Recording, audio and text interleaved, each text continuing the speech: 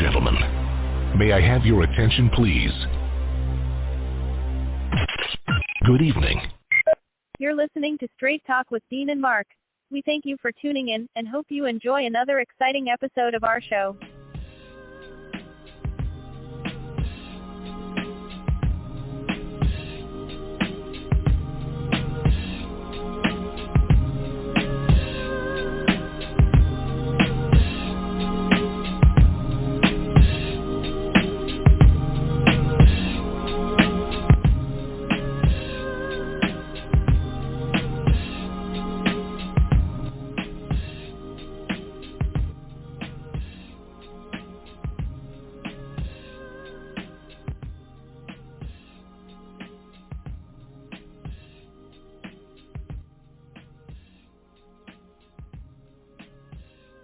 Ladies and gentlemen, welcome to another episode of Straight Talk with Dean and Mark. It's a little warm up here in New Jersey. We're running about 80-something degrees, but I'm not complaining. So you know what? We're in the middle of May. Man, time has been going by pretty fast, but I was looking at some news that was kind of interesting, and this comes from USA Today. It says a black homeowner had a white friend stand in for third appraisal, and her home value doubled. So in Indianapolis, Indiana, Carlette Duffy felt both vindicated and excited, both relieved and angry. For months, she suspected she had been lowballed on 2 home appraisals because she's black. She decided to put that suspicion to the test and asked a white family friend to stand in for her during an appraisal. Her home's value suddenly shot up a lot. During the early months of the coronavirus pandemic last year, the first 2 appraisers who visited her home just west of downtown Indianapolis valued it at $125,000 and $110,000 respectively. But that third appraisal went differently. To get that one, Duffy, who is African American, communicated with the appraiser strictly via email, stripped her home of all signs of her racial and cultural identity, and had the white husband of a friend stand in for her during the appraiser's visit. The home's new value, $259,000. I had to go through all of that just to say I was right and that this is what's happening, she said. This is real. Man, it goes on and says now she wants justice. Along with the Fair Housing Center of Central Indiana, Duffy has filed fair housing complaints against the mortgage lenders and appraisers she accuses of undervaluing her home because of her race. Housing experts and historians say residential real estate has been historically marred by discrimination. Across the nation, homes owned by black Americans are significantly undervalued next to homes in comparable white neighborhoods, according to a study by Brookings. Andre Perry, a senior fellow for the Brookings Metropolitan Policy Program, who studies housing discrimination, said anecdotal evidence of housing discrimination can be found around the country. It's almost when people see black neighborhoods, they see twice as much crime than there actually is. They see worse education than there actually is, Perry said. I think this is what's happening when appraisers, lenders, real estate agents see blackness. They devalue the asset, and they devalue the property. Now, Duffy and the Fair Housing Center of Central Indiana filed a complaints with the U.S. Department of Housing and Urban Development. She's asking for the federal agency to investigate the appraisals. Now, respondents in the complaints include Indianapolis-based appraiser Tim Boston, appraiser Jeffrey Pierce, Citywide Home Loans and employee Craig Hodges, lender Freedom Mortgage, and 2 of the company's employees. The complaints allege they violated fair housing laws by allowing race and color to impact their appraisals of her home and their lending practices. The appraisers, the complaint said, purposely pulled comps that were unfair and racially motivated. Appraiser Boston denied the allegations. My appraisal reports are data-driven. I could care less about culture or sexual orientation, he said. It's all about bricks and sticks and dirt. The remaining respondents could not be reached by Andy Starr. Now, when Duffy sought the first appraisal on her home, she didn't do it with the intention on selling the house. Instead, she wanted to refinance her current mortgage loan, take advantage of the pandemic's historically low interest rates, and use some of the equity she built up in her home to buy her grandmother's house near Crispus Attucks High School. Duffy hoped to pass the property along to her daughter. Despite the public safety orders and business closures caused by the pandemic, the real estate market in central Indiana was red hot. The Federal Reserve was keeping interest rates low, and Duffy said her sister, who lives nearby, had her home appraised at roughly $198,000 in 2019. So I'm thinking, okay, well, maybe I could get the equity out of my house to purchase my grandmother's house so that I can keep that house in the family, Duffy told Indy Star. Duffy and the Fair Housing Center declined to reveal her address due to privacy and safety concerns. So Duffy began the process of refinancing her home mortgage, which she purchased for $100,000 back in 2017. But the process didn't go as she expected, according to the HUD complaint. Duffy worked with Citywide and Jeffrey Pierce of Pierce Appraisal in March and April 2020, where her home was valued at $125,000. Citywide and Pierce could not be reached for comment. Now, in an interview, Duffy said she initially wasn't sure what to think about the assigned value. That is, until she read the appraisal report. The wording in it just sent out red flags, Duffy said. It said there were comps within the half mile, but it said the quality of construction of the other homes were far more superior to the quality of construction of my home. She looked at the comps and pulled property cards. Duffy said she thought the value was incorrect, noting that nearby neighborhoods include Ransom Place and Old Northside. If that's the case, what is the difference in those neighborhoods versus my neighborhood, she asked. The complaint said Citywide encouraged Duffy to provide comps to challenge the appraised value of her home to determine if mistakes had been made. She purchased a market analysis for her home, which included a possible list price of $187,000 and gave that to the lender. Still, the complaint said Citywide told her no change would be made based on the documentation she provided. So now between May 2020 and July 2020, Duffy worked with her then lender, Freedom Mortgage, on her second attempt to refinance her home. She was assigned appraiser Boston of the appraisal network, according to the complaint. Boston and Freedom Mortgage appraised her home at $110,000, just $10,000 more than its purchase price and $15,000 lower than the first appraisal. The second appraised value, assigned less than 2 months after the first appraisal, confused her. How did I lose $15,000 in my home value, she asked.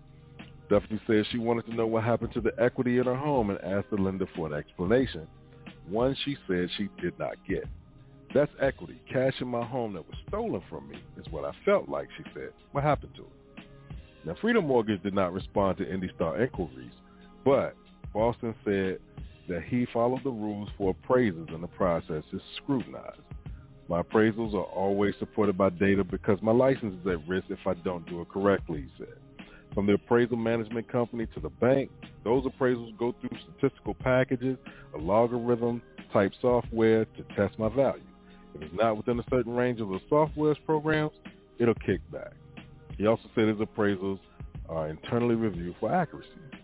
So now, Boston told Indy Star his appraisals are based on factors such as the home square footage, architectural style, neighborhood values, cost to build if brand new, comps on surrounding comparable properties, income costs, and market. Market, he said, is typically what drives an appraisal. At the time, Duffy challenged Boston's appraisal and provided market analysis for review. She said she was told that no changes would be made again, and she decided to walk away.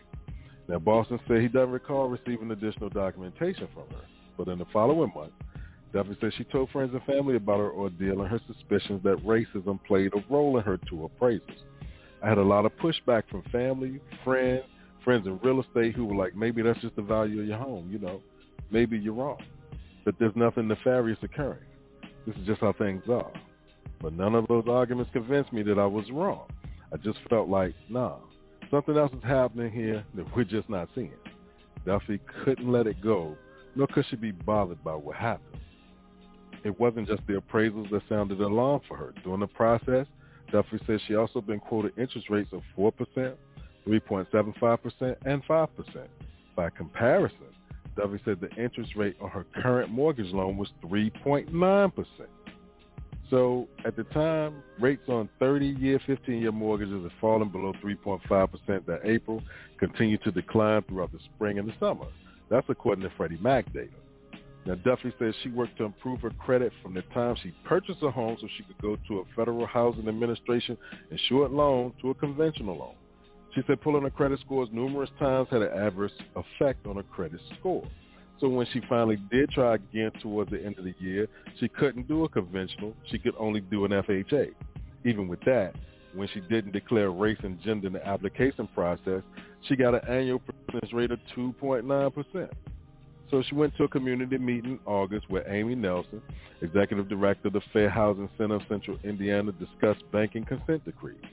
Nelson also mentioned a New York Times article about a black woman who suspected racial discrimination when she and her husband, who's white, sought to have their ranch-style home in Jacksonville, Florida, reappraised. Around the same time, a friend had also sent the article to Duffy.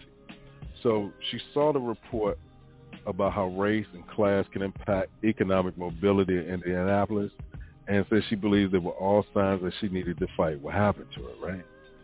So after her credit had recovered, she started the refinancing process for a third time in October and November, reaching out to an unidentified company. That time, the complaint notes, she did not declare her race or gender as part of the application process as she did with previous lenders. Now, when an appraisal was assigned, Duffy said she kept the interaction to email with no phone interaction. And unlike the first two times, she took down the photos of herself, her family, removed her African-American art and books that might identify her race. I staged my home to look as ethnically neutral as possible. I was just numb to it, and I think I was more so numb just because of the fact it was me just going through the process like I'm not crazy, I'm not crazy, I'm not crazy. Now, minus the missing artwork and identifying items, before and after photos shared with Indy Star show a home with identical living rooms and kitchens. Duffy says she would be out of town and that her brother, who was really her friend's white husband posing as a relative, would meet with the new appraiser. On the day of the appraiser's visit, which was November 4th, Duffy gave her friend the Wi-Fi password so he could get work done and left the home. He texted her when it was time for her to return, noting that nothing about the visit was extraordinary. But 2 days later, Duffy received a copy of her new appraisal with the higher $259,000 value. She had no explanation for more than a 40% difference. Boston didn't have an explanation between his appraisal and the final one. We should have to look at those appraisals to figure out why there's such a big difference. But he questioned why the third appraiser's identity is redacted in the HUD complaint, publicly released by the Fair Housing Center. He said he also wondered whether the party was certified. Duffy now feels vindicated. She says, I'm excited, vindicated, relieved, angry, extremely peeved. Since I can say the other expletives that were running through me at the point in time, destroyed that I had to go through all of that. This is real. Just being able to prove it is the hard part. So it's a game that's being played right now, man. And I guess, sorry she had to go through all of that, but when you think about it, it might be something that some more of us may have to do in order to get those values to a place where you can refinance. And the only thing you want to do is lower your interest rate so you can lower your payment, maybe take some money out, get some new windows, get some new bathrooms, something like that, but they make it difficult. So now we see how the game is played, and we thank her for putting that out there, because sometimes you do wonder, and they show you the houses nearby, and then they still undervalue your home. So just a little information right there. But anyway, it's the Six-Man Dean Geronimo. I'm in the studio from NJ to NC with my right-hand man, Mark Lee. So, Mark, tell me what's good in your neck of the woods, my brother. Well, there's all kinds of good things going on. I went out earlier. It was some nice spring-like weather. We got a little bit of drizzle. I think that was yesterday and everything, and we might get a little bit more later on. Not today, but I think in the next day or two. But it's been some lovely weather, some lovely times. I've definitely actually been enjoying myself and everything, but, checking the news and all of that. I've got some great news for you and everything, because, Straight Talk is always trying to get on new things and everything. So we are now, because of something that I got on, I'm going to try to get you hooked up as well. But, iPhone was the big thing with Clubhouse, and I don't have an iPhone. I've got an Android, but it's on Android. So Straight Talk, at least under my guys and everything, but I'm going to try to get your guys as well. We're on Clubhouse. So we were on Clubhouse. I was actually meeting with some podcasters, because they got podcasting rooms and stuff like that. So we are actually now able to connect and network with some Clubhouse folks. I even met some movie producer types and some other types. So I just joined, I think it was either yesterday or the day before, but yeah, we're circulating around and making some contacts and got a couple of rooms that we've joined even in that podcast and family and all of that. So we're trying to make a little bit of noise in Clubhouse because, like I said, there was an iPhone party there for a minute. They weren't letting us Android and other people jump in there, but they changed the rules. They realized that there were other folks that did not have iPhones, so they need to, go ahead and expand their market. So they have expanded it, and we can now join the party. So I'm now part of the Clubhouse party, and it's real fun. You sit there and listen to conversations and all of that. So I was doing that, and then, my friend Steve was having problems with World News, World Editions, I think what they call it. So they had not created the links for that on what is now called Pod TV, formerly IBM TV, and I was sitting there going like, good grief, what am I going to do? So I had to create some links for him and everything. So we got the links for the rest of the week so folks can catch that and everything, but we had an abbreviated edition, and then I had reruns of pre-recorded shows that I had done. So, I had that interview with the gentleman out of Shanghai that I did last week or something like that, but that aired today, and then the interview with the ex-gay guy that says that he is now a Christian missionary. So, he's gone from one extreme to the other, it seems like, but I had both of those in the can, so they aired earlier today and all of that. So, and then I saw some interesting things in the news. I was definitely glad to see that we've got, basketball going on. The NBA finals will start, I think, on Tuesday with some of those play-in games, including some unusual play-in games. We got two of the last couple of champions that are going to, well, not counting Toronto, but two out of the last three champions that are going to play each other in the play-in game when the Lakers take on Golden State Warriors and that monster of a basketball player named Steph Curry. So we're going to see them go head-to-head and all of that and see what happens in that play-in game. Even if he gets eliminated by the Lakers in the first game, that's almost like a double elimination. So he'll get to play the loser, I think it is, of the the winner of the 9-10 game, because the loser automatically out in the 9-10 game. But the loser of the 7-8 game gets at least one more shot by playing the winner of the 9-10 game and all of that. So we're going to see how that plays out and whether Golden State, the Lakers, or whoever make it in as they've added this play-in version and all of that. And then, Medina Spirit, I guess if you don't have that magic rubbing ailment on you, you don't do well. So the frequency was run, and Medina Spirit finished in third. I'm sitting there going like, wait a minute, you finished in third, first you were first, and came out there like wanted to win the race again, but this other horse came around and was like, nah, this is mine this time. So it came around and, it was already in a race between Medina Spirit and another horse, and this third horse came around and was like, I'm going to take both of y'all out and all of that. Okay. But, it's just fascinating watching animals and hearing animals in the news. My last animal story that I found interesting, and I actually found this through Saturday Night Live, because, they were talking about Liz Cheney and, doing satire, because that's what Saturday Night Live is all about. But apparently, Chicago is now known, it's got all kinds of notoriety. Of course, everybody knows about the infamous fire in Chicago that was supposedly started by a cow when Chicago was more of a rural town and all of that.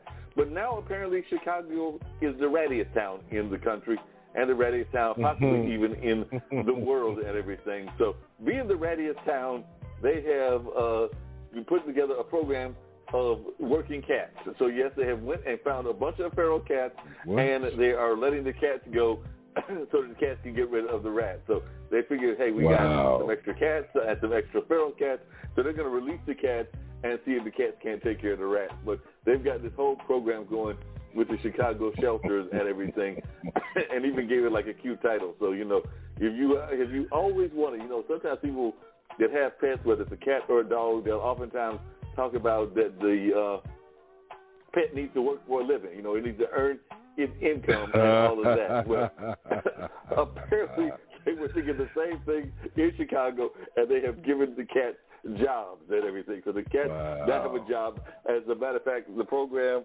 they got this whole thing going on and all of that. So I was just sitting there cracking up when I saw that we got Chicago cats that are going to work to take care of these these rats and their rat problem. But yeah, they even gave the cats a name. So they have I wonder if they get this file, you're talking about that housing story. I wonder if they get their own housing and they got to file taxes and all of that because today is the deadline for taxes. So I wonder if feral cats have got to, file their taxes as well because, they're working now. They are working cats and everything. So, yes, it says that since 2012, the Treehouse Humane Society has been helping combat Chicago's long-standing title of rat capital of the U.S. with their program, Cats at Work, which just recently released, which has now released 1,000 feral cats since the program's inception. So they said that Chicago was once named the rattiest city for the 6th year in a row by Orkin's rattiest city list. So, Orkin is a pesticide company, so I think they should know who should be on that list and everything. So it's but yeah, I'm liking this. We used to be that old group, Man at Work, and now we got the Cats at Work program. You know what? I wouldn't doubt if somebody got a pandemic loan and it's going to be forgivable in a few years. You never know. But we got somebody at the door, man. We're going to find out who that is and see who is going to join us in this conversation. Okay, so welcome to Straight Talk with Dean and Mark. You are now on the line. Please tell us who you are and where you're calling from. My name is Ken Wetherington. I'm calling from Durham, locally here. Hey, Ken, I'm glad you were able to call and join. I'm over here with my partner, Dean, and everything. But Ken is actually an author, and he's written all kinds of great books and everything. So I'd love for Ken to share with our audience a little bit about his journey, how he became an author, and a little bit about what he's doing, because he's an amazing man. I had the privilege of talking to him recently, and I know he's got some great ideas, and he's definitely got some interesting stories. I don't think he has any stories featuring any cats in his book. So we were talking about the cats that were going to work and the cats that were being put to work to get rid of those rat problems in Chicago. So, Ken, are there any cats featured in your books? And if not, tell folks a little bit about who is featured in some of your books and all of that. Well, no cats that I can recall. A few dogs and a few opossums, actually. I guess my journey as a writer began as a child. I dabbled in writing all my life, but I became more serious about it about 20 years ago, but not with the idea of being published or anything like that. Just to exercise my own brain more than anything else. But as I wrote more and more, I realized there was a lot of things I was missing, like the grammar that I should have learned in high school, but somehow slipped by. And I needed some help, so I joined a writing group in 2013, and they have been a great support to me and have helped me along the way. And eventually, friends and acquaintances pushed me to submit things for publication, and so I started to do that. And my first published story was a story called Black Bear Lake, and that was in the summer of 2017. I have published 14 stories in various online magazines and journals. I have a book out on Amazon entitled Santa Abella and Other Stories. I see that you have generously provided a link to the Amazon site and also to my personal website where you can find out all sorts of things about me. One thing that has really opened my eyes lately is I became a user of Twitter, and I expected the worst, given its reputation. But I've actually found a really supportive community of writers on Twitter, and it's been a wonderful experience. It sounds like it. Tell me about Santa Abella and the stories, because like I said, I know that was an award-winning collection, and not everybody is aware of that. And then I do have to ask you a question about the possums, because I remember a friend of mine, an ex-girlfriend actually, she used to have a fear of possums. So like if there was a possum anywhere nearby, she would actually sometimes close the door and wait till somebody managed to get rid of that possum because her and possums were not good friends. So, like I said, she definitely had that fear. But before we get to that, I'd love to hear about Santa Bella and some of the stories that you've been featured on that award-winning collection. And what were the awards that you won? It was the Bragg Medallion. It's from the Book Readers Appreciation Group. They are a group of people who give the. It's not like you submit it for a contest where there's one winner. They give their medallion to any book they deem worthy. So I was pleased that they thought my book was worthy, and I'm glad I can display that I have that award in my pocket. But the Santa Bella and other stories, my stories cover a lot of different things. They're not all in the same genre, but they are all written in first person. Yes. So I'll just describe the first few stories just in a few sentences, just to give you a sense of the variety and different types of things you'll find there. The lead story is Santa Bella. It's about a man he's in a Latin American country. He's unemployed. He's estranged from his wife. He's searching for himself. He discovers that his wife has vanished after a riot in the city, and the story follows his search for her, but not only her, but also for some meaning for his life. And that's followed by Starstruck, which is from the point of view of a high school girl who gets to spend a weekend with the film crew who are shooting a scene with her favorite movie star. Well. After that, Black Bear Lake is about 4 college friends in the summer of 1970. They go on an overnight camping trip on the eve of the military draft, and the anxiety that they have about that and the way they deal with it. And the fourth story is One Night in Las Vegas, where two guys are seeking I don't want to give away anything too much, but an atypical Vegas experience. So they'll give you an idea of different kinds of things I write about, and so yeah. So sounds fascinating. About now, were you? Excuse me. I was going to say, now, were you always the one that was writing, like even in school? Were you the person that was always sitting there scribbling and writing as a student in either high school or college, or even in your adult working life? Or is it something that developed later in life that you just decided to get this urge to write and become like I said, a world-renowned writer to some degree? But when did you first start writing, and how did it come about? Well, it was my entire life. I would do it sporadically, but mostly unfinished material. But as I got older, I was just looking for something to exercise my mind. I played city league softball for 30 years, and that was winding down because I was too slow to keep up with the young guys. So I'd always wanted to write, and it just started about 20 years ago, being more serious about it. And I've learned an awful lot along the way. I cringe when I go back and read some of those earlier stories.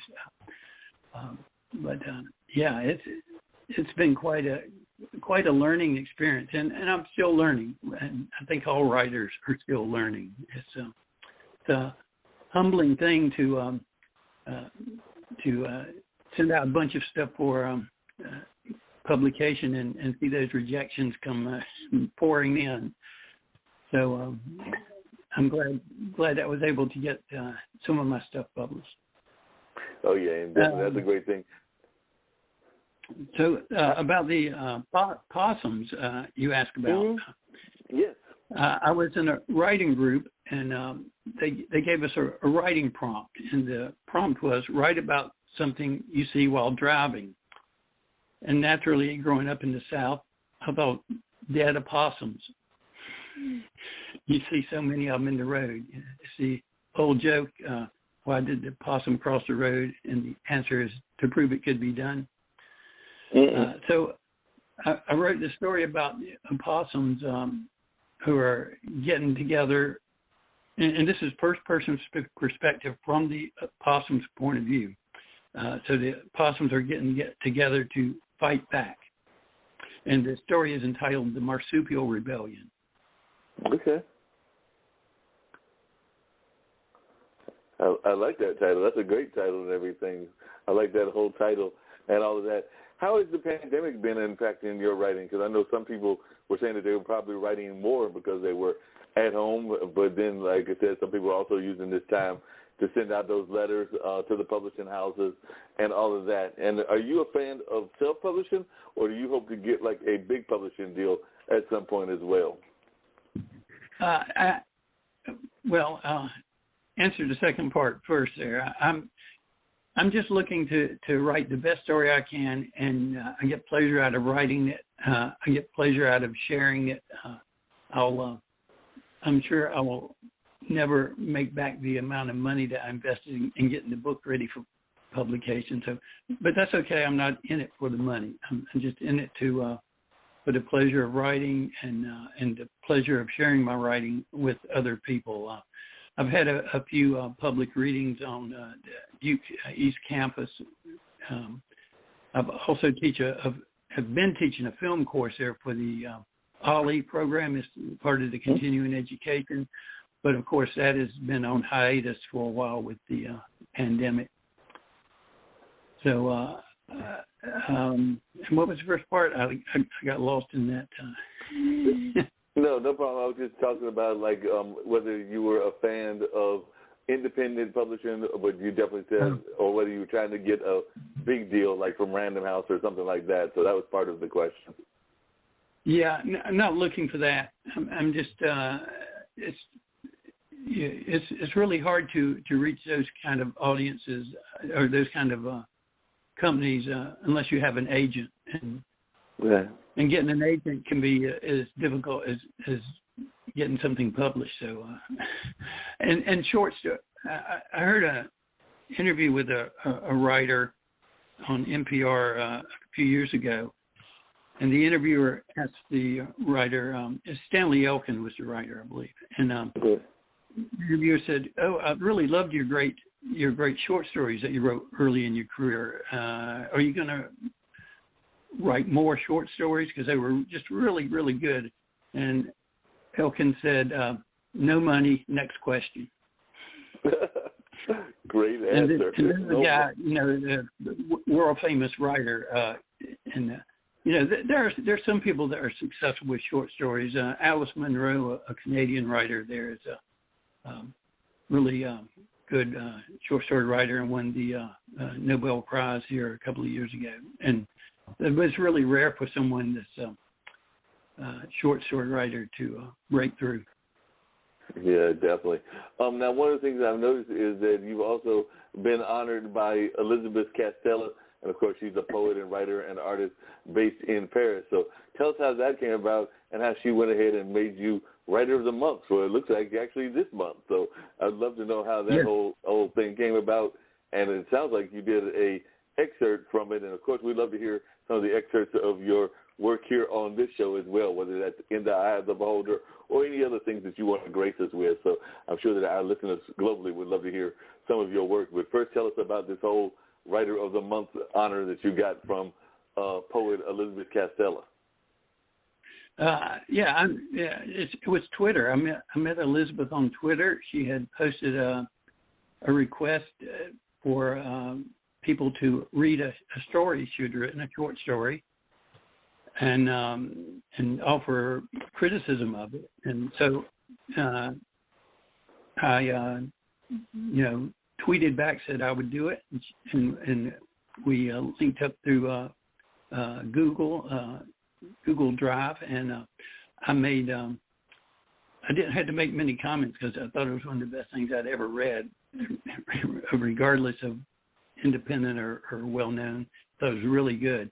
But we established a friendship, and she's a very supportive writer. She supports other people's writing, not only promoting her poetry, but she promotes other people. And she started this Writer of the Month feature on her website. Just recently, I'm the second person to be honored by this. There was a poet who came before me, and I'm just very pleased. She's got twice the number of followers on Twitter that I do, so hopefully that will generate some readership for me. But yeah, it's Twitter. I just was really surprised at how supportive I found the writing community on Twitter. Oh, well. Yeah, I was just telling Dean earlier that I just recently joined Clubhouse, and I've noticed that they've got some writing communities as well. So I had not joined it because before it was strictly an iPhone thing, but now they're letting folks with Androids join the party as well. So I did notice there were some writing groups in there, so something else you might want to explore in addition to Twitter. And I think Twitter has got a Clubhouse competitor called Twitter Space or something like that. So it sounds like they're trying to go into that audio space as well. So it ought to be interesting and all of that. Now, I was also checking out some of these courses that you have been teaching, and some of them were really interesting. I know you're not teaching right now, but looks like you were doing a whole thing around film noir. And, of course, everybody knows that can be things like the Maltese Falcon or Kiss Me Deadly or things along those lines. And then you also did one about serial killers in the cinema. And I'm a big fan of the TV show Criminal Minds. So sometimes will see about those serial killers as well. So are these some of the things that have always interested you as a film person as well? Because I know that film is part of your life as well, and you even talked about the early films of Jack Nicholson. So how long have you been a film fan, and who are some of the filmmakers that you admire? Because I'm even seeing some of these films that you talk about. Like, I'm a fan of Beetlejuice, and I definitely remember Arsenic and Old Lace. I do not remember, and I don't know if Dean remembers this. Dean, I know that there was that popular movie you wanted to go see featuring Godzilla, but apparently there was a short, where Godzilla apparently met Bambi. I didn't think Godzilla and Bambi were friends, but apparently they met each other. But this is news to me. But there's a short called I've Bambi never heard Godzilla. of that. But I know that film, and let's just say it doesn't turn out well for Bambi. Oh, wow. Does that turn out well for Bambi at all, huh? No, it doesn't turn out well. It's the whole thing probably runs maybe a minute. It's very short. Wow. But yeah, I've always been interested in film. I can date it back to when I was just a little kid. I'd get up on Saturday morning and turn on the TV before my parents were up, and I saw a lot of really bad science fiction and horror films, but there were Hollywood classics mixed in there too, and it's where I first discovered the Marx Brothers, and I just took to movies immediately, and as I got into college, I found people who were interested in foreign films. Arts films is what they were called in that day. And so I spent a lot of my college years watching films of Ingmar Bergman, Fellini, Kurosawa, and that generation of filmmakers. But my interest goes all the way back to the silent era. In fact, I'm a big fan of the silent era. I think it's something people don't ever give a chance to, but there's a lot of great stuff there, and if you'll just give some of that a chance, you can find some real treasures. But I'm all the way up to contemporary cinema too. I watch things that are current in the theaters now. So my taste in film run pretty wide, as you can probably see from the list of films on my site. Oh yeah, I can tell you've been into some of the classic westerns. Because I see that you're a fan of Shane and High Noon, but also a fan of some of the sports films as well. Because I saw that you were a fan of some of these sports documentaries like Murder Ball and When We Were Kings, and apparently Harvard managed to beat Yale. So I don't know when they managed to do that, but they managed to do it at some point or another. So it looks like you're definitely a fan of a lot of folks, including even strong women in that silent cinema and some of the anti-war films that were out there as well. And I'm thinking some of those anti-war films weren't just in the 60s and what we think of the anti-war decades. There were probably even some folks that were anti-war back in, say, World War II or World War I, or even the Korean War and some of maybe even the Civil War. But I'm thinking that some of those might have been happening back then as well. Now, you were talking about Bambi and what happened to Bambi and Godzilla. What are some of the other really classic B-movie or bad films that you still enjoy watching, even though, like you said, it turned out bad for Bambi? I'm thinking Bambi got toasted by Godzilla's rage of fire and all of that. But definitely, what are some of the other movies that you still enjoy watching that might be considered campy to some degree or another? Well, that's not limited to B movies. A film that comes to mind that I have a lot of affection for is a film called Paint Your Wagon. It's a musical film with Lee Marvin and Clint Eastwood, and they sing in it. And it's about gold prospecting in the Old West. But I have a lot of affection for that film. And some of the films that I liked back in the day haven't aged well. I mean, some of the westerns there are definitely not politically correct with the depictions of the Native Americans, that sort of thing. But I enjoyed a lot of the horror films when I was a kid, especially the Universal horror films, Frankenstein, and there's a ton of sequels they made. And the Mummy was a very interesting series back in the 30s. And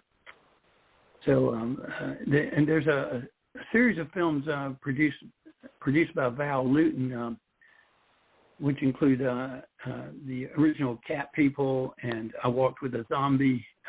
They're very atmospheric films, and they hold up fairly well today because they rely on atmosphere more than shock scares. Yeah, I remember seeing Cat People even in college, and I remember that was back in the 80s, and a lot of people were even talking about its political overtones, because sometimes some of these movies, just like folks will watch Shrek and not realize that it's got some adult overtones, even though it's supposed to be a children's film and all of that. But definitely I noticed that Cat People definitely had some political overtones, and there were some other films like that had political overtones. I just remember us leaving and having these deep philosophical conversations about what Cat People was about, as like at that time it was the 80s. So if I'm in my late 50s now, it's probably in my teens or 20s, and I just remember trying to be overly philosophical at that point in my life, and probably was making cases that weren't real and all, but it sounded good in a 19, 20-year-old mind at the time. Yes. It's fun still to watch, I think. Oh, yeah, it's definitely still fun. And like I said, I'm still a big fan, even to this day, of Beetlejuice. I think that's one of some of our classic actors' best performances and everything. But definitely it's a masterpiece in my mind. Even though it's a campy masterpiece, it's still a masterpiece in some ways and everything. So definitely I can relate to that. We would love to hear some of your work. So like I said, I want to get to some of your work and everything, and I'm sure that some of our international audience would love to hear some of your literary work, not just your love of film. So what are you going to grace us with? Maybe you'll grace us with 2 or 3 readings and everything. So what can we be graced with today if you want to share with us some of your work? Maybe not a full piece, but even if you just want to share an excerpt. I'm sure that both me and Dean, would love to hear some of your work. So, probably most of the things are a little long for reading an entire piece. So I'll read the beginnings here of 2 or 3 pieces, and that will give you a sense of the world I'm creating and the atmosphere I'm setting up. So I will start by reading the beginning few paragraphs of Santa Abella. Okay. Let me get a drink of water here. I don't usually talk this much. Santa Abella. I saw the knife plunge deep into his neck, but I never saw the blood. Too quickly, the crowd brushed me aside and swept him away into the night. I stumbled and careened into the path of a sweaty, obscenely opulent brute. Lurching drunkenly, he shoved me to the ground, stepped heavily on my calf, and without pause barged through the multitude, a red bandana around his neck and a patriotic fever in his eyes. By the time I struggled to my feet, I was lost in the turmoil of discontent. I elbowed my way to the edge of the square and sought shelter in the doorway. The fighting flared and sputtered, illuminated here and there in the dimness of a few ancient street lamps. The roar of the crowd surged and ebbed like an animal gasping for breath. A pair of teenage boys shouted as they ran past. Another youth hurled a bottle. It shattered against the door jamb, scattering a layer of glassy shrapnel on my head and shoulders. Eventually, the mob rolled down the street for some unknown destination, leaving the square empty except for an old dog warily scavenging for food. I sank down, leaned against the door frame, and closed my eyes. When I awoke, the first light of dawn was edging into the eastern sky. A quiet stillness hung heavily in the morning air. I stretched my aching body and shook the remnants of the glassy slivers from my hair. The bruise on my right calf gave me an impressive limp. Pushing aside my own discomfort, I reluctantly assumed the responsibility to inform Dr. Gomez of the death of his friend. I cut through the alley to Calle Trevino. Graffiti-covered walls expressed the sentiments, both mundane and profound, of the powerless. Last night's edition, Viva El Tigre, dominated the grimy canvas in large red letters. So those are the few paragraphs that start Santa Abella, and from here, the protagonist, his name is Robert Maitland, and Robert struggled with not having a job, being alienated from his few friends and estranged from his wife, and he eventually sets out across the country to try to find where she has disappeared to. So, well, we'll move on to. Yes, please. Yeah, we'll get one more. One more, okay. Yes. All right. So I will read. I'll read the beginning part of Thanatopsis. Now, Thanatopsis, the title of the film. The title of the story. It's interesting how this came to be. I was looking at a newspaper one time. It was in late October, and they had a little square of words, and they were words related to Halloween, and one of the words was Thanatopsis, and so which means a contemplation of death, and I the story sprang from that one word in that newspaper. Wow.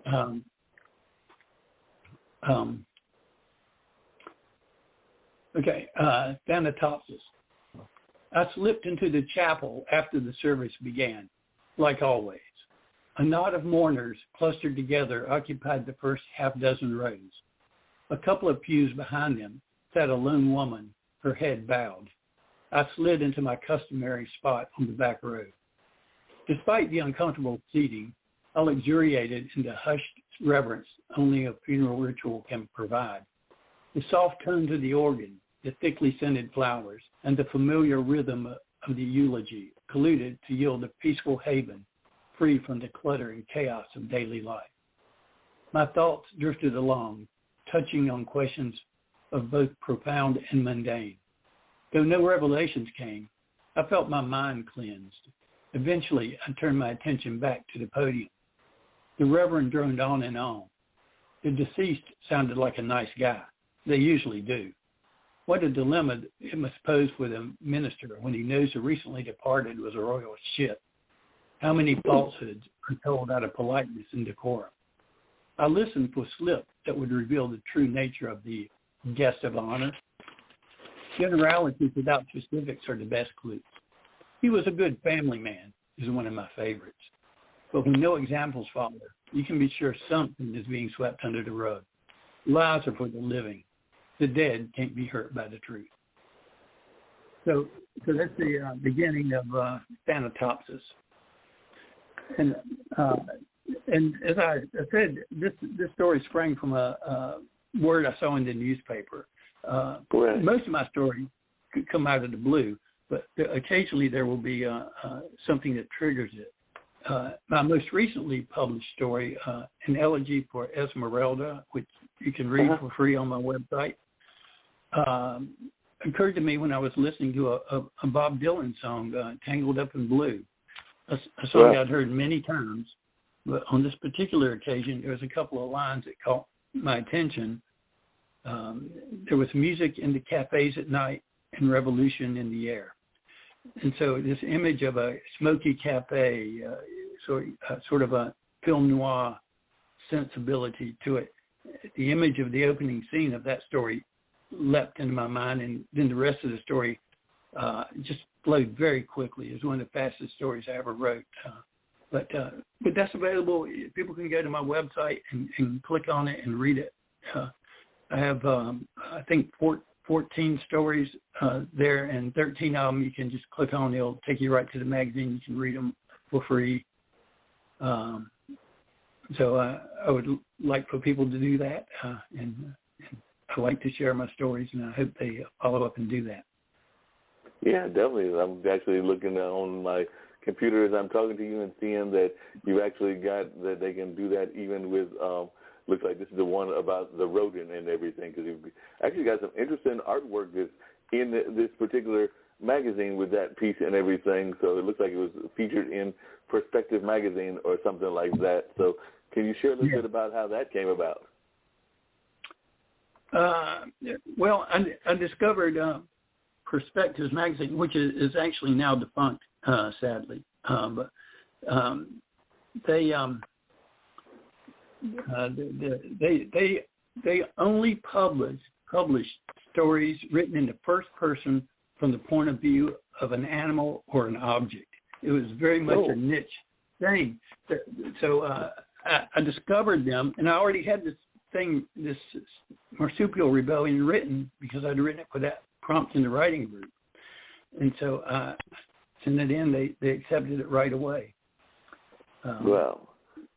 Yeah. So a lot of success in doing this or anything else is timing and luck and timing. You know, they can triumph over skill and knowledge sometimes. Well, that's very much true. Is there any subjects that you're looking at writing that you haven't had the pleasure of writing, but you're really hoping that you can do that sometime in the near future? So is there like some subject matters that you're thinking about that you haven't got to yet? Well, the vampire story that I wrote, which is the last story in my book, Santa Bella and Other Stories, I've written a couple of sequels to that, and I think I want to pursue this character. The one of the stories is set in 2020 amid the pandemic and the political chaos, and it comes to a climax with the events of January 6th and the riot at the Capitol. And so I was able to take my vampire character and view it, have it viewed through his eye, and hopefully make some points. Yeah, but I want to continue with this character, and there are many other things I can look at. He's sort of a solitary character in many ways, so he can step back and see things with a different perspective than someone who's in the midst of it. Yeah, it makes a lot of sense and everything, because definitely those vampire characters oftentimes are characters that a lot of people have a deal of respect for and all of that. I remember watching True Blood, which of course had some vampires in that, as well as some other shows that featured vampires. Even Charmed and which actually featured witches, but definitely Buffy the Vampire Slayer and a number of others had that kind of theme of a vampire. So definitely, I'm sure people would be interested in that as well. Can I get you just to, and then I'll be the last one in terms of reading and everything, but like I said, I've got some friends that are totally into animals, so I'd love to hear at least a little bit of the whole marsupials rebellion. Cause I'm always seeing animals, and I'm oftentimes fascinated that they don't do more rebellion. So I'd love to hear a little bit of marsupials rebellion and what that's all about. Okay, hang on just a minute here. Let me get it pulled up. Yeah.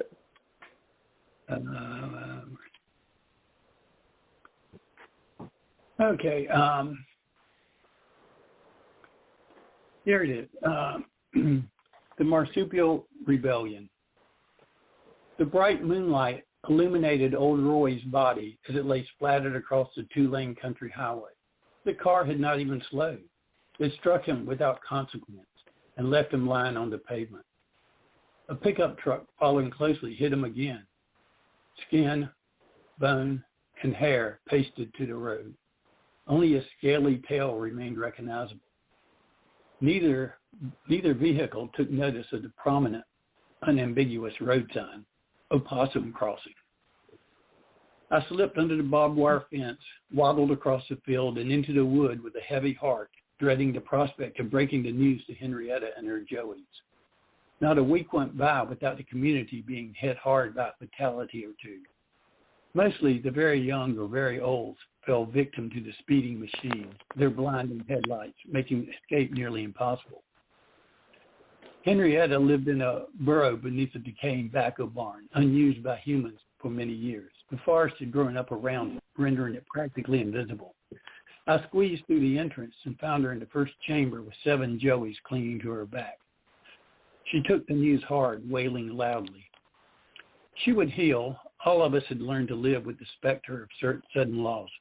I promised to speak to Atticus about the situation. Most of the community blandly accepted his weak leadership, but many of the youngsters had begun to chafe at his lack of decisiveness. He wasn't likely to take any action. However, I did convince him to call an emergency meeting of the clans. So the story goes on. They have this meeting, and it's a real struggle to rouse the passive marsupial community, but he eventually does, and they do take an action, which I won't play the spoiler here, but they will take some sort of action in fighting back. Yeah, that's what I'm always afraid of. I think Dean's afraid of the same thing. Those animals might come and start a rebellion and all of that, so they might start rebellion. And of course, Dean hasn't got to worry about that because Dean's in the city. They ain't got many animals in the big cities and everything, just the squirrels. And the squirrels may not have that much of a rebellion. What do you think? Are you worried about your squirrels over there, Dean? Are you worried about them starting a rebellion? We don't have too many squirrels up here that I've seen. So unless they come out in the morning and come out late at night, so they can do what they want to do in certain places and spaces. But, we don't see them much.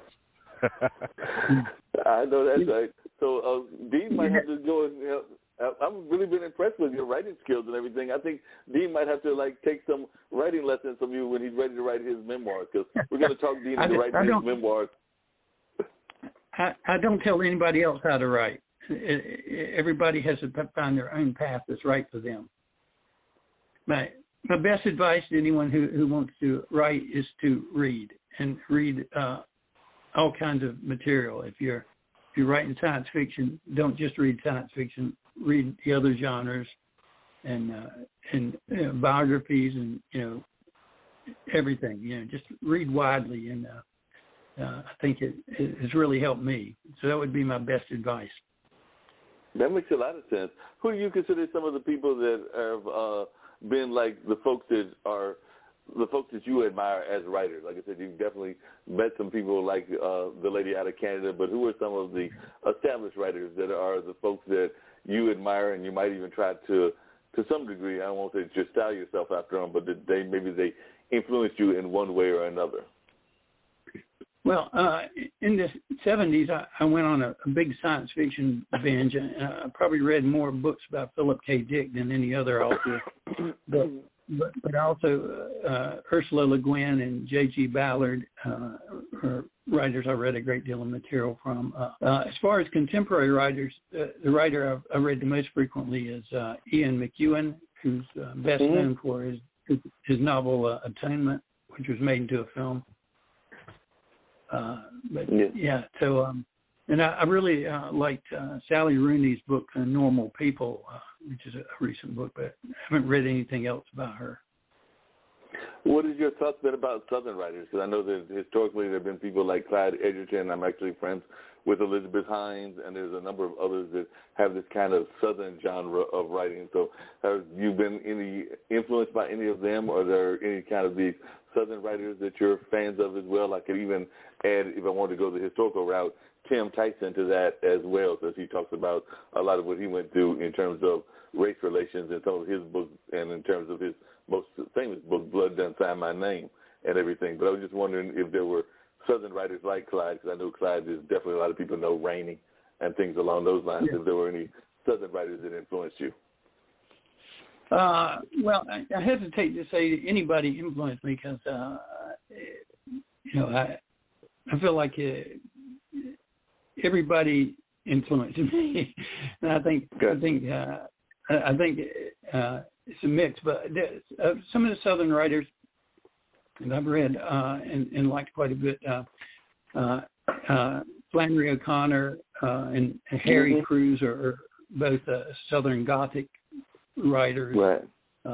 Reynolds Price, I like his work. I just recently read July 7th by Jill McCorkle.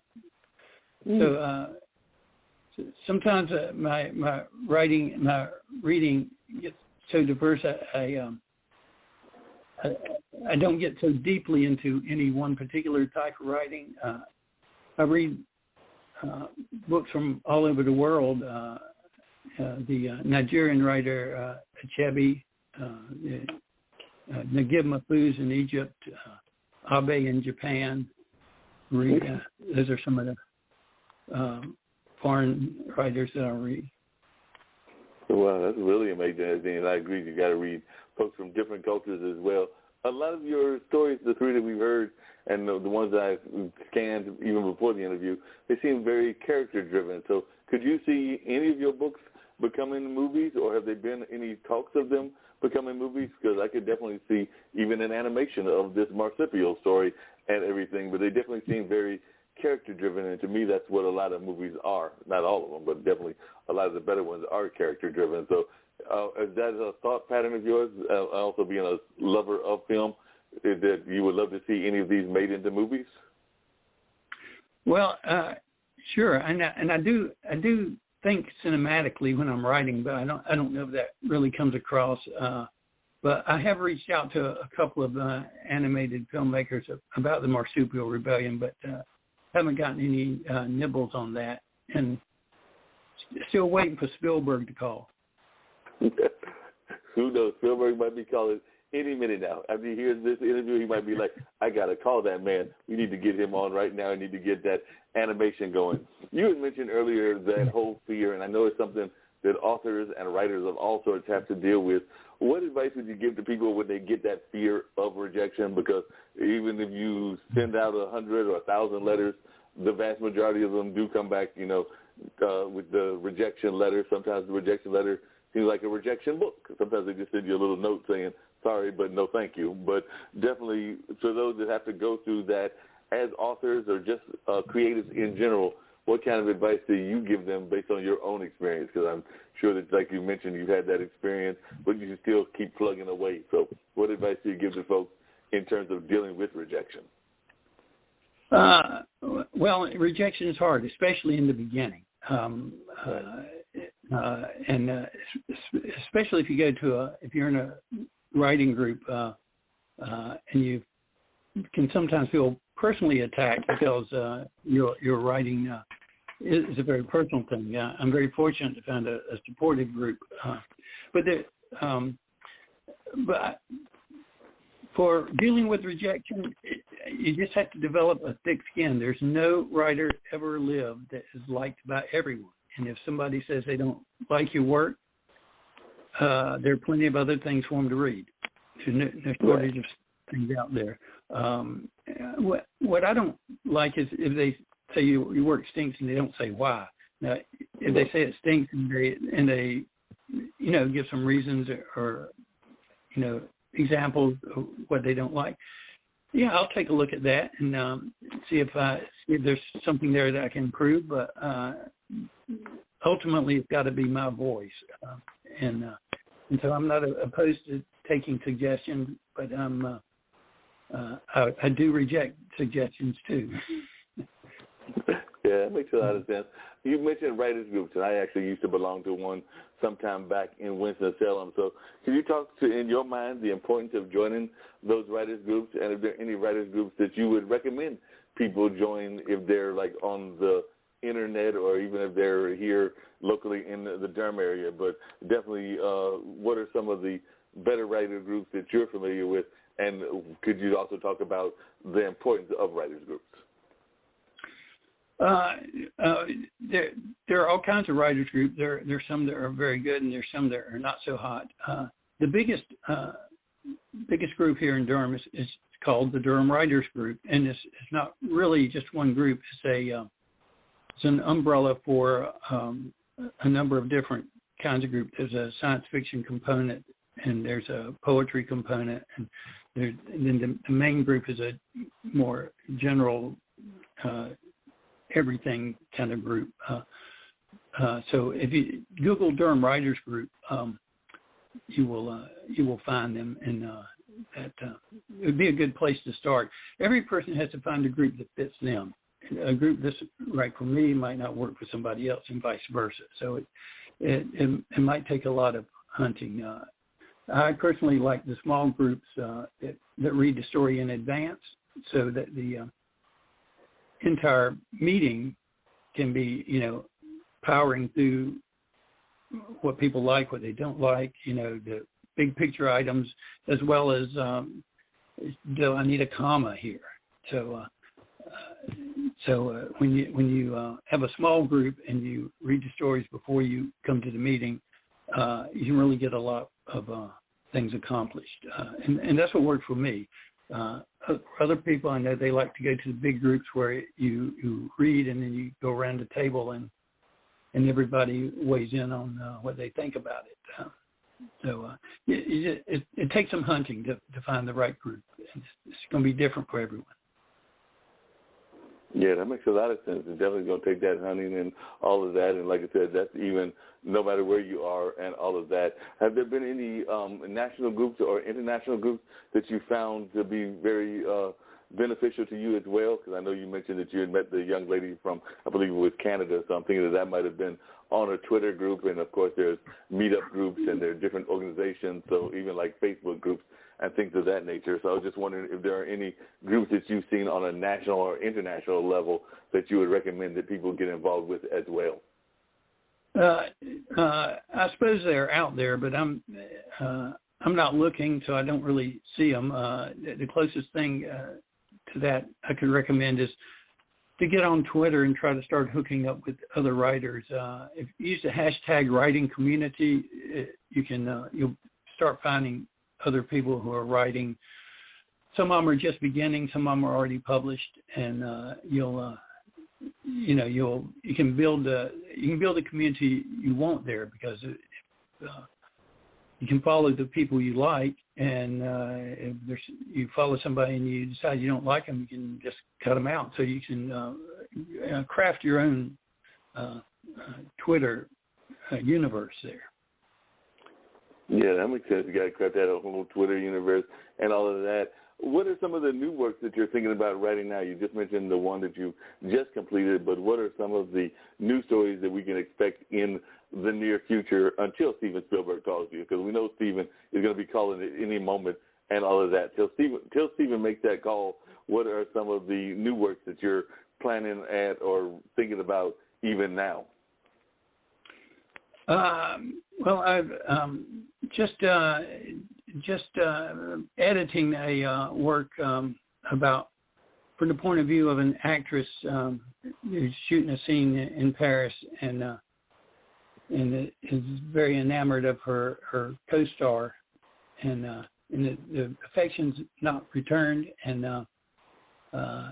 the anxiety that she has over that, and the attempts that she makes to get something going. Also, I've just recently written a story about a guy that's an opium addict in Singapore, and seems to be offered a chance to do something different. And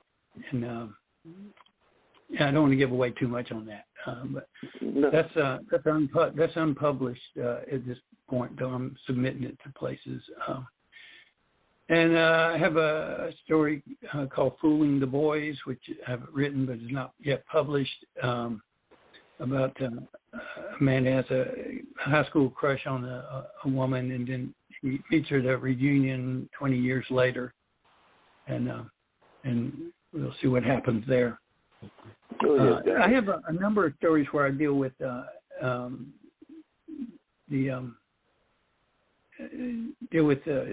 of the superficial aspects of attraction, be it money or celebrity or money or power or just good looks.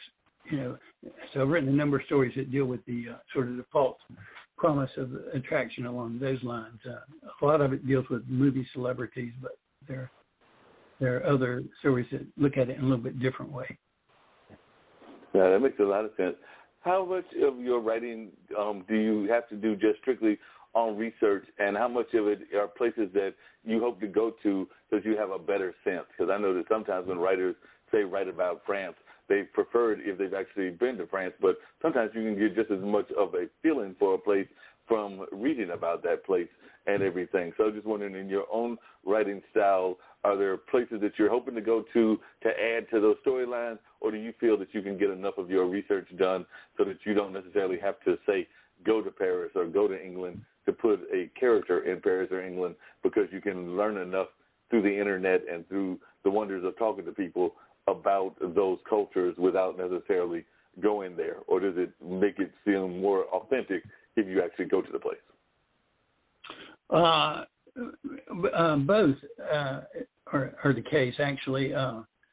There are certainly times I've never been to Singapore, but I've written a story there, and I looked up, did a little research on the type of food. You can a lot of places you can go on YouTube and just type in the place and that you're looking for, and say walking, and you'll find just videos of people walking, doing with their making cell phone videos of just walking through the city.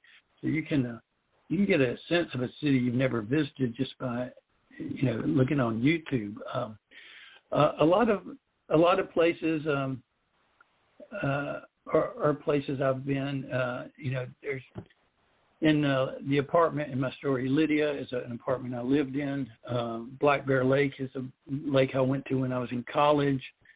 In fact, places are the most autobiographical elements in my work. None of the events in any of my stories are firsthand experience.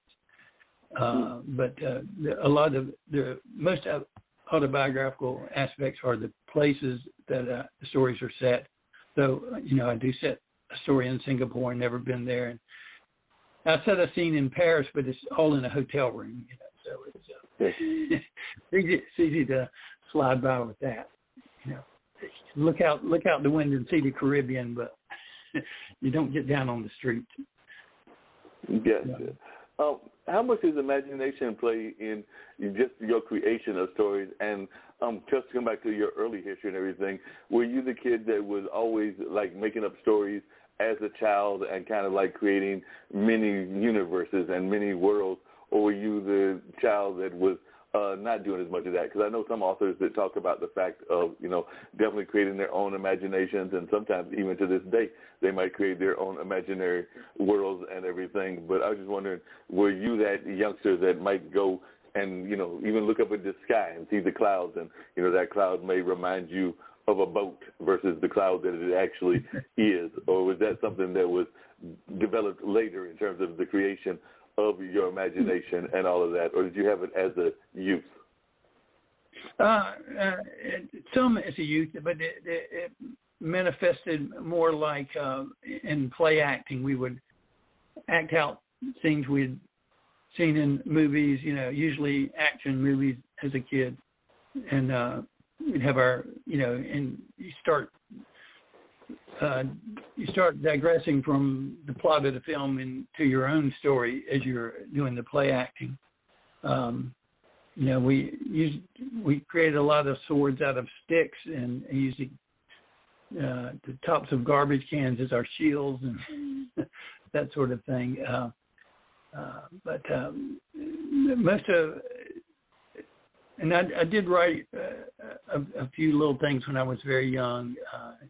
They were mostly just adventure things, and they only ran a page or two. That was back when you wrote in cursive, which is, I guess, a lost art these days. Right. But I didn't concoct extensive plots when I was a kid. It manifested in play acting, and also playing with little toy figures, little army men and that sort of thing. Yeah. And speaking of lost art, I know that on my streaming podcast, one of our co-founders and some of the other people that are involved with it talk about the lost art of teaching creativity, and definitely feeling that we're not doing enough of teaching our young people about creativity and about the use and development of their creativity. As a writer, is that something that you would agree with? Do you think that our youngsters need to be taught a little bit more about the creative arts and about just art in general? Because I sometimes feel that they're not getting the same kind of training that, say, maybe those of us that went to school in the 70s and 80s were getting, and definitely those in the 50s and 60s and my dad's generation were getting. So I was just wondering your thoughts as to whether we're doing enough in terms of teaching creativity. Well, I'm not an expert in the education field, so my kids are in their 30s now, and I can't quite remember. They had some art, and they did some creative artwork, but I'm a little out of touch with what goes on in the schools these days, and I'm long past it, and my kids are too. Yeah, understood. What is their thoughts about you as a writer? Are they some of your biggest fans? And what about the other family members? Because I know sometimes family members can be your biggest fans, or they can also be your harshest critics. So how do your kids react when they see your work? Are they big fans of it? And also other family members, if they're still around, what are their thoughts of your life as a writer and all of that? Well, I think they're very. I think they have a certain amount of pride that I've been successful at it. I don't think they read a lot of it, but they're busy with their own lives, and that's okay. They have come to, when I had have a public reading back before COVID. They came to that, So they, and I did set them down and read my vampire story to them.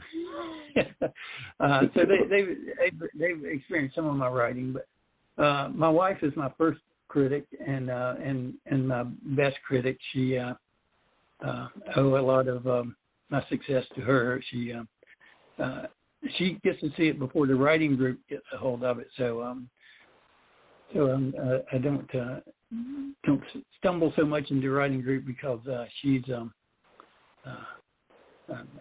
helped me iron out some of the rough spots and that sort of thing.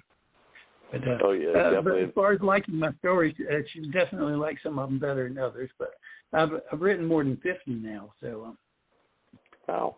Yeah, that's definitely up there. I know that Isaac Asimov, and I think Carl Sagan and a couple of others were in those categories of writing hundreds, but 50 isn't nothing to sneeze at, because I know some folks that have only written 2 or 3 and some that have only gotten around to writing 1, because I know everybody feels that they've got that great American novel in them and everything, but sometimes we don't go ahead and put it down on pen and paper. It just stays in our head or in our imagination, and it never ever gets put down. So the fact that you've written 50 is truly amazing and a compliment to the work that you're doing.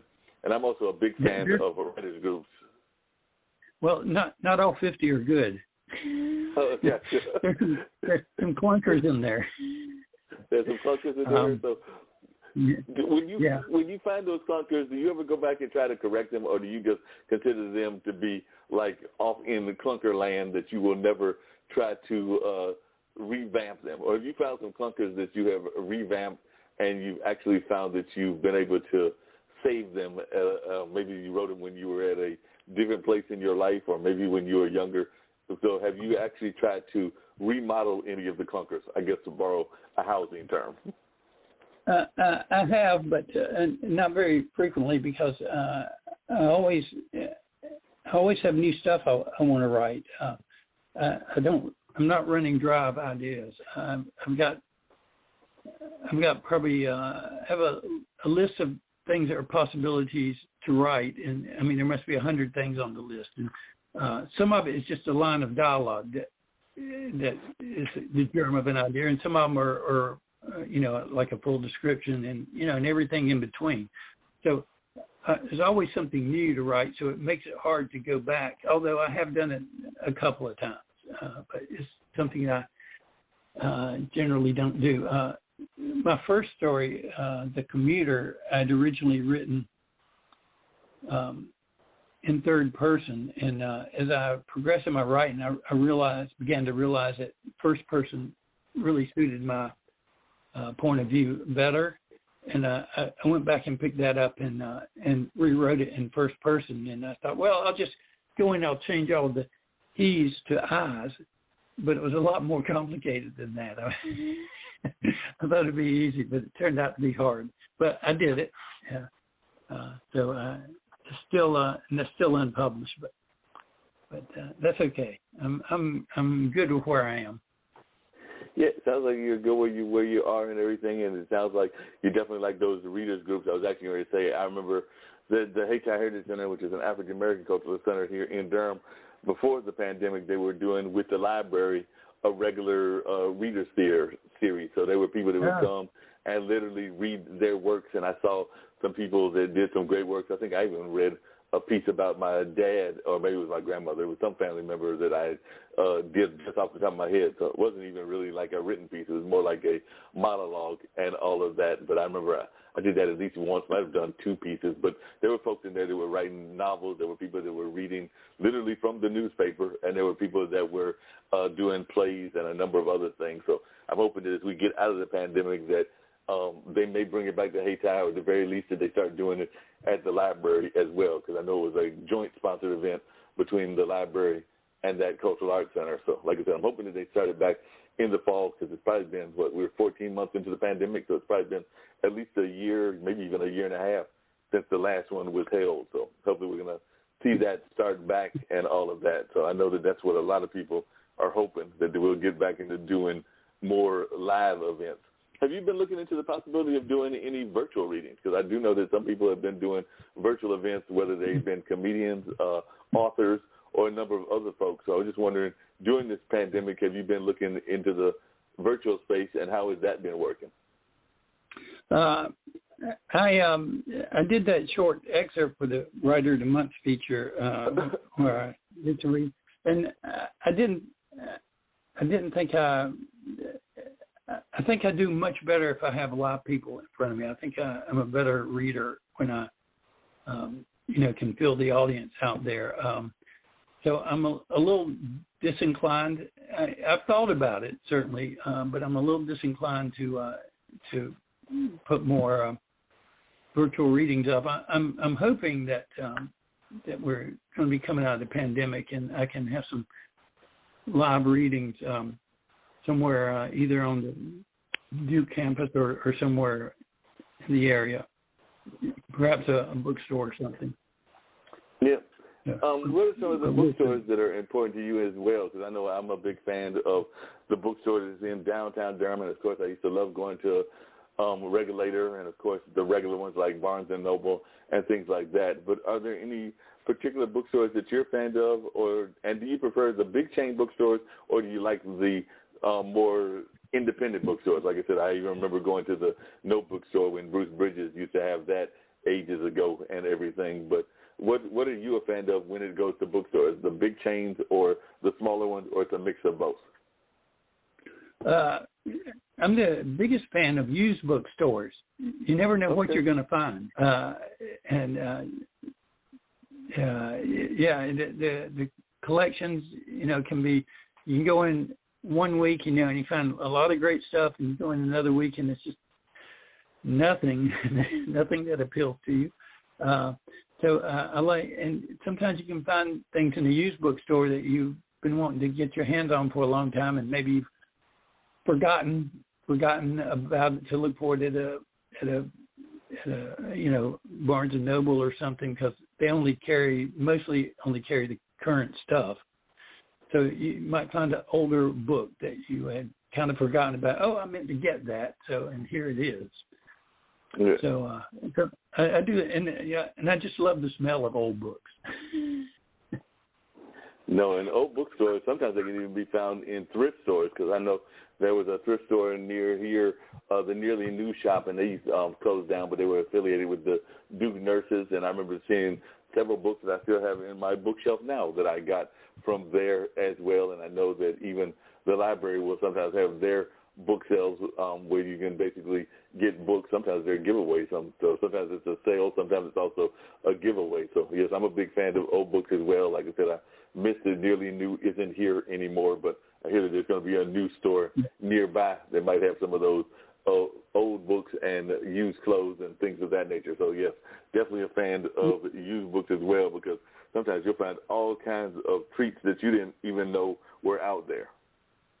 Yeah, and the Durham Public Library has a site now, a physical site, a building, I think, that they put all their books there, and it's not open to the public where you can walk in and browse yet, but you can browse what they've got online.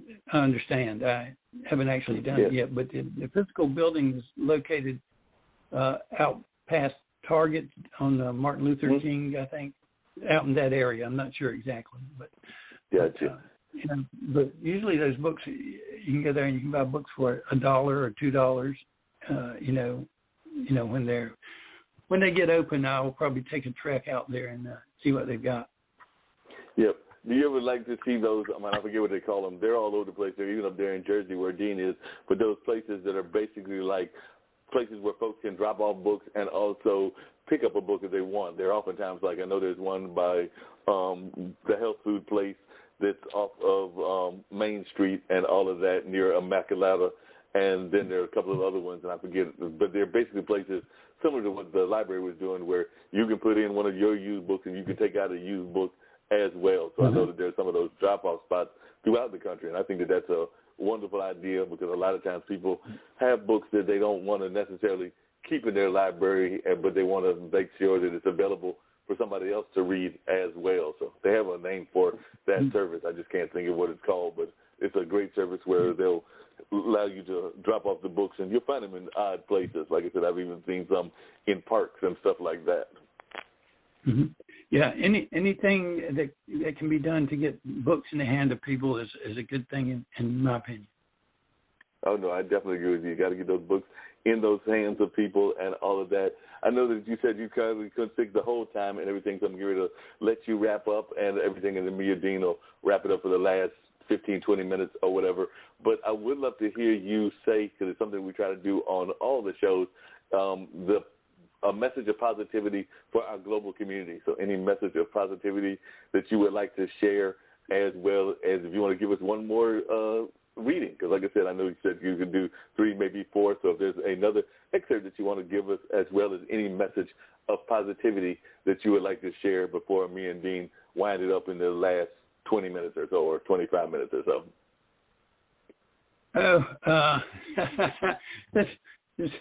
We've been flooded with negativity these days, but I think I've lived long enough to know that most everything is cyclical, and if we're at the bottom of a cycle now, that hopefully that's going to start moving up, and we get out of this ditch that we've dug, and we'll see better days ahead. No, I definitely agree with you on that. Got to get those better days ahead and all of that, because we got to get Steven Spielberg to get you your book and all of that. So we got to get those better days ahead.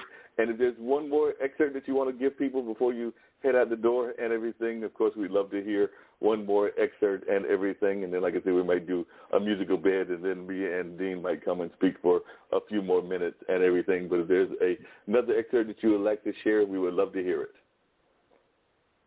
Okay, I'll read an excerpt from An Elegy for Esmeralda, which is my most recent published story. And like I say, you can get on our website, you can read it for free along with more than a dozen of my stories there. An Elegy for Esmeralda. She had the kind of beauty that made men stupid. Before the revolution, I saw her often in smoky cafes and dives, always in the company of a poet or singer. One by one, bards offered adoration in romantic odes without restraint or embarrassment, only to find, in time, her affection deserting each of them for another of their peers. Deep, despairing laments followed, proclaiming the loss of innocence, sometimes hers, sometimes theirs. Her white blouses, flowing multicolored skirts, and dark eyes gave her a Roma vibe, though her ethnicity was uncertain. Whatever her origin, all men hoped to be the next object of her affection for as long as she chose. I first noticed her one evening at the Jack of Diamonds, where she sat with Luther Del Rey at a table near the stage where Manu Berman strummed his guitar and sang lyrically of protest and rebellion. I leaned over the bar and motioned to Sullivan. "What's her name?" The burly bartender bent forward with a grin. "She'll break your heart, kid. Stay away from her." Later, I discovered Sullivan harbored desires for her, too. Perhaps I should have guessed. "Come on, man, who is she?" He gave a sigh and a shrug. "She goes by Esmeralda." He straightened up. "Don't say I didn't warn you."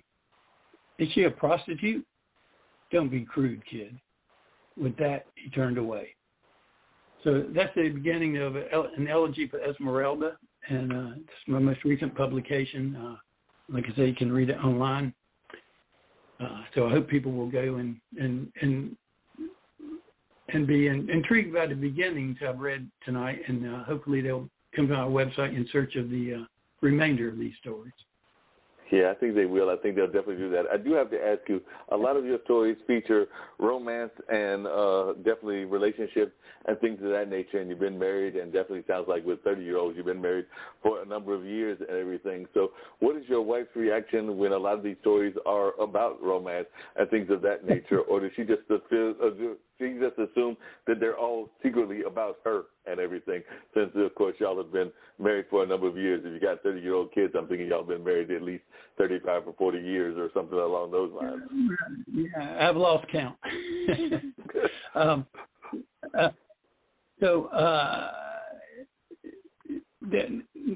None of the women in the stories are her, and she knows that. And in fact, many of my stories deal with the difficulty of romance, and in part because some of the things I mentioned earlier, people are attracted for the wrong reasons because of celebrity or their good looks or money or whatever, or they're just and not suited people. So I think my stories reflect a lot of things that many people have encountered, the difficulty of relationships. Many of my characters are either unemployed or underemployed or not happy with their job. So I think these are things that many people struggle with, at least at some point in their life. And they, I think they will. Most readers will find something in some of these stories that will resonate with them. At least that's my hope. No, I can definitely see that. I'm sure Dean would say the same. Matter of fact, Dean, he can tell you more about it because I'm the oddball in this group and everything, having never been married, even though I've got my 2 nephews and everything, and I've definitely had the dating experience. But Dean is getting to, I keep losing track, Dean. Dean, what anniversary is this that y'all are in the middle of with your queen and your partner in crime? Because y'all have been married much too long and all of that. So, similar, not quite as bad as Ken, but y'all have been there for a while. So share with Ken a little bit about your thoughts of having that business partner of yours who is that wife of yours that does so many great things as well. So like I said, it sounds like you and Ken have that in common. Well, we've been together 20 years and married for 18. So, there's a lot of compromise there, a lot of communication, honesty, trust, love, and humor. We put it all together and we make it work. That sounds nice. Oh, yeah. Would you say that's your secret as well, Ken, that having the humor and communications? Because that's what I always hear people talk about is communication, but they also say that sense of humor is almost vital. So would you add that as your keys to your success? Yeah, I think so. We've been happily married since 1987. So I don't know how many years that is. I can't add as well as I used to. Well, let's see, this is 2021. 87 would be 87 to 2000 would have been. I'm doing bad math. 13 plus 21. So that's 34 years. That's 34 years of marriage. Y'all get ready to come up on 35. Y'all have almost doubled up on Brother Dean over there. Y'all have almost doubled up on Brother Dean. Well, I wouldn't trade her for anyone. It's been a wonderful 34, 35 years, and she's the best, and I don't know how she puts up with me sometimes. It's ironic you say that because that's what Dean tells me about his queen as well. He doesn't know how she puts up with him either. So I think that must be a common theme there with folks, and even some of the times that I've been in that dating world, I know that I don't know how they put up with me either. So I don't care whether it's marriage or that whole dating thing. I don't know how the other half puts up with us in any form or fashion, but they manage to do it until they get tired of us and tell us to leave or whatever. But definitely they seem to do that on a regular basis. Hey, Dean, what did you think of Brother Ken's works as an author? You heard a lot of the works. We heard the excerpts of the beginning of 4 novels, and I definitely found them to be quite captivating and quite interesting. But, it's a 2-man show. It's Dean and Mark. So I'd love to hear your thoughts about what you've heard from Brother Ken. Well, he has definitely a skill that I don't. So, if you ask me to put something together, you might get 3 sentences that make sense, and the rest of it is who knows what it is. But, when you're able to take words and you're able to make it something that is able to be visualized, even without the television or the movie theater, then you have a certain skill that's to be commended and celebrated. So, outstanding job, I'll say that. And, it's easy to say, a person can tell a story, but not many can tell it in a way that it is easily understood. You're able to close your eyes, like I said, and you can kind of see what's going on. And now you have a movie to go with the words. So, great job. Yeah, that was a Thank you great very job much. too. Yeah, we're gonna have to see if we can. I'll have to see if I can fill out my Rolodex. There's got to be some movie producer in there that knows Steven Spielberg, and who knows? Dean's up there in New Jersey. He might just go into a restaurant and bump into Steven because all those people in New York and New Jersey bumping each other all the time. So, like I said, he might just bump into like one of them cats and be like, "Hey, I got just the man for you, and we got this story for you. He'll be up here next week to see you."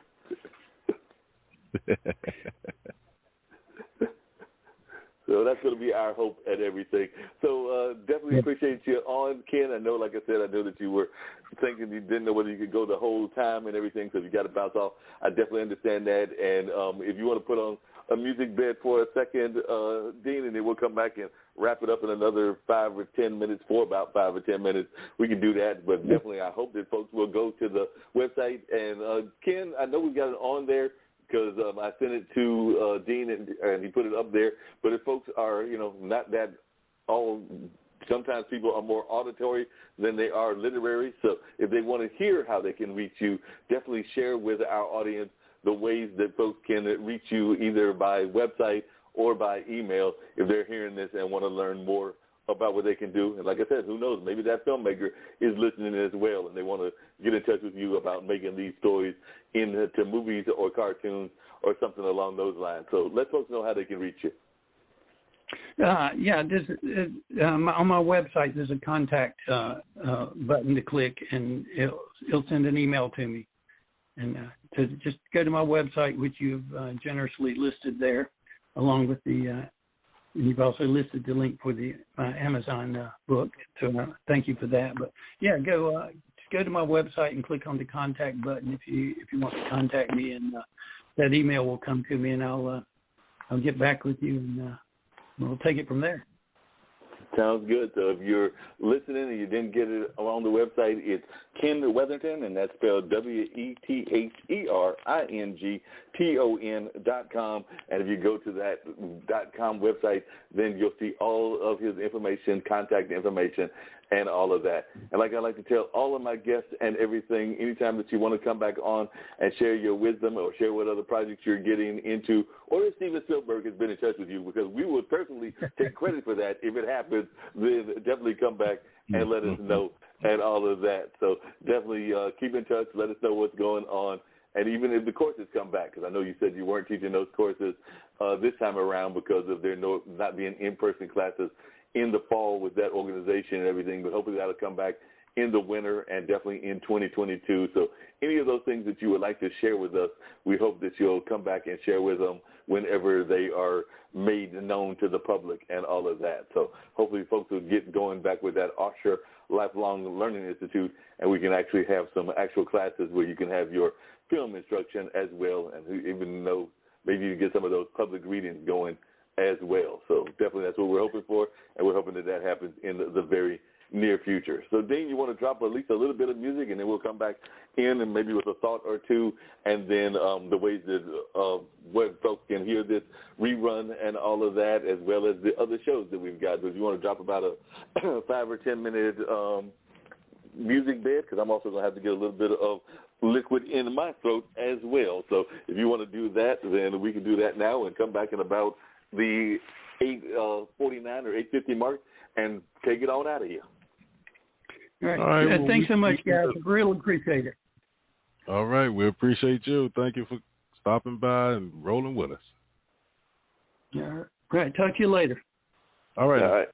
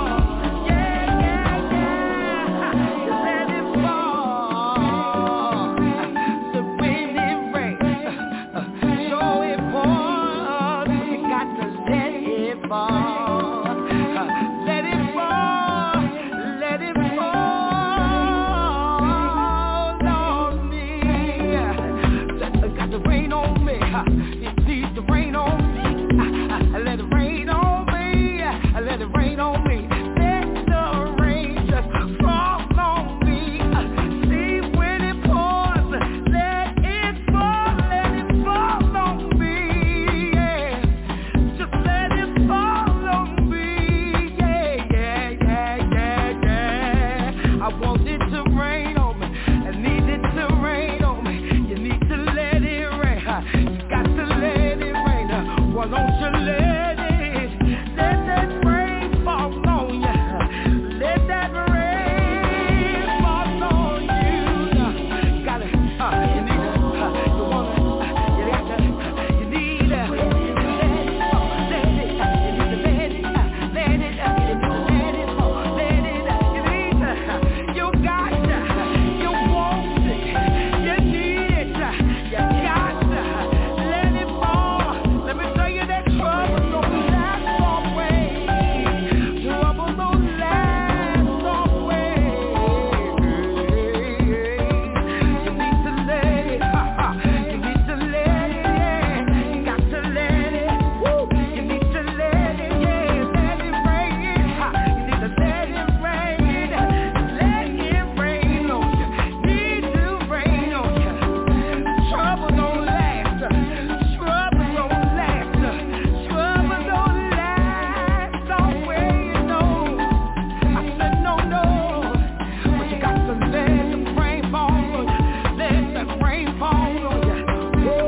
When it rains, it pours, but it makes you feel better. So when it rains, it pours, but I tell you, it'll feel better. So much better. Rain on it. And let it rain on you. You need to rain on it. Let just rain on you. You need to rain on it. Just let it rain on you. You need to rain on it. Just let it rain on you. Rain.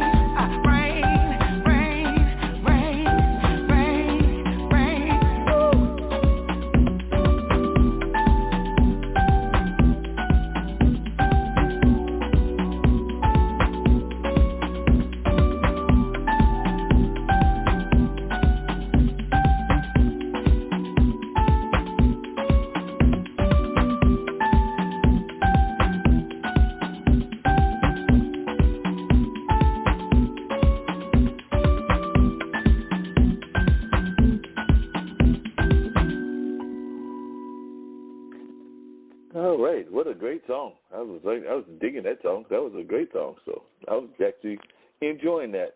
Hey, Dean, I got a quick question for That's you. Lady Alma, Let It Fall. Cool.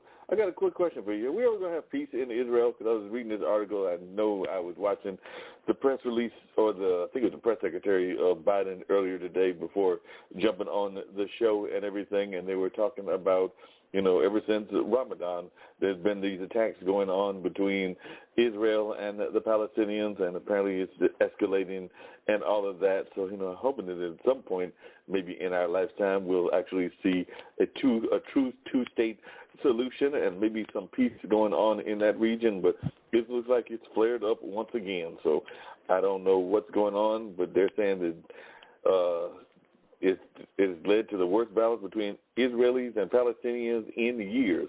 Not only the conflict with the Hamas, which has killed at least 145 people in Gaza and 12 in Israel, but also a wave of mob attacks in mixed Arab Jewish cities in Israel. So definitely, I'm thinking that we need that two-state solution, but we've definitely got folks that are not necessarily doing a good job of getting that two-state solution going and all. So I'm just wondering your thoughts. Are we ever going to see peace in that region, or is that just going to be a next to impossibility?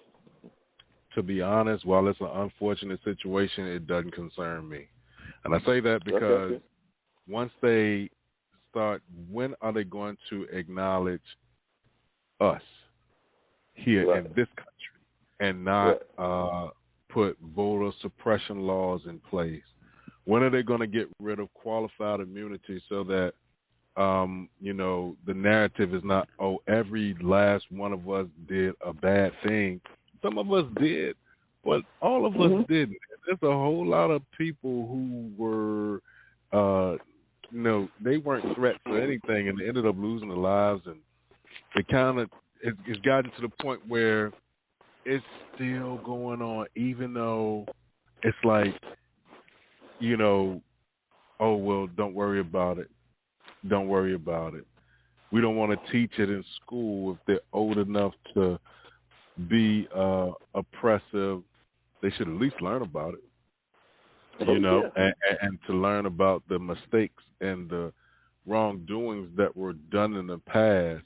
We are the only race that is told to forget about it. And then everyone else, they say never forget. So until they give us the proper due, until, you know, and I'm not talking about, you know, money or anything like that, just basic respect on a daily basis. Now, shout out to all the people who already do that, but there are those who refuse to do so. And until we are fully recognized by everyone and not marginalized and not oppressed, that's the concern for me. That our young black men and women don't have to experience some of the silly things that our elders and ancestors and even us experienced firsthand.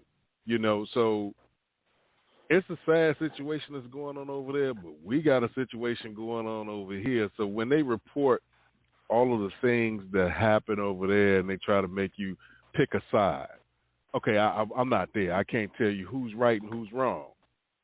Right. But I'm here, and I can tell you what's not right and what's weird and what needs to be better than what it is. So hopefully everywhere it'll change. It's going to take some more time, but I guess we're going to get there sooner or later. Sooner or later we're going to get there and everything, but yeah, I agree with you, and I know they're even talking about stalling the bill, which I know that I think Biden said he wanted it by another 2 weeks from now, so like right around Memorial Day and everything along those lines. But, you know, the lovely folks there in Congress, particularly on the Republican side, are stalling and all of that. So definitely we're seeing that going on and all of that. So definitely that's happening. And even right here in this area, there was an article that was actually featured in the New York Times about two intellectually disabled half-brothers who spent more than 3 decades in prison after they were wrongfully convicted in the rape and murder of an 11-year-old girl, and they had been awarded $75 million by a jury in the federal civil rights cases in North Carolina. So Henry McCullum, 57, and Leon Brown, 53, spent 30 years, 11 months, and 7 days in prison before they were freed back in 2004. The case against them fell apart after DNA evidence implicated a man who lived a block from where the girl's body was found, who had admitted to committing a similar crime around that same time. So just think about all of that was taken from them and all of that. So as a matter of fact, they said that on Friday, the jury in Raleigh, which is the state capital here, awarded each of them $31 million in compensatory damages, $1 million for each year they spent wrongfully in prison. They were also awarded a total of $13 million in punitive damages. But, you know, that's a whole lot of time. So I don't even know this. I mean, I'm sure that they're glad they got the money, and I'm sure that hopefully they'll do well with that money and everything. But I don't know that that's even going to be enough money and all of that. I know I've talked about another case here in North Carolina that happened not that long ago. Now, that man actually said that it wasn't enough money for all that he lost in all of his life being there in prison and all of that. So they're saying that Mr. McCullum now lives with his fiancée in Southern Virginia, and Mr. Brown lives in a group home in North Carolina and requires 24-hour care. So part of that money is probably going to go to his care. So that's just an injustice in of its own self right there. So it's going to be interesting how these things play out when these injustices happen and all of that. So you're going to spend that much time in prison for a crime that you did not commit. Wow. See? Problems over here. That's what I'm saying.